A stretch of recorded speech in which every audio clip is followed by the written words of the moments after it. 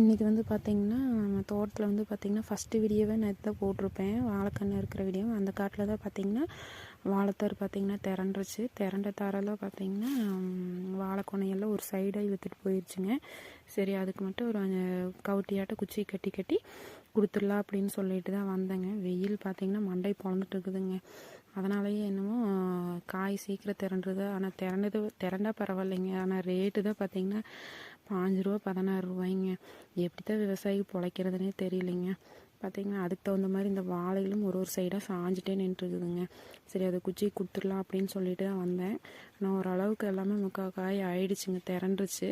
ஆனால் ரேட் இருக்குது, வெட்டுறக்கும் வரமாட்டேங்கிறாங்க. இதுக்கு வந்து பாக்ஸ் கட்டிங் தான் சொல்லியிருக்கிறாங்க. இருந்தாலுமே பார்த்திங்கன்னா வெட்டுறக்கு வரமாட்டேங்கிறாங்க. சரி, அதனால தான் நான் வந்து ஒரு நம்ம தோட்டத்துலேருந்து விளையிறது தானே அப்படின்னு சொல்லிட்டு சின்னதாக ஒரு பிஸ்னஸ் ஸ்டார்ட் பண்ணலான்ட்டு இருக்கேங்க. அதாவது நேந்திர பனானா பவுடரும் கோகோனட் ஆயிலும் செய்யலாம் அப்படின்னு நினச்சிட்ருக்கேங்க.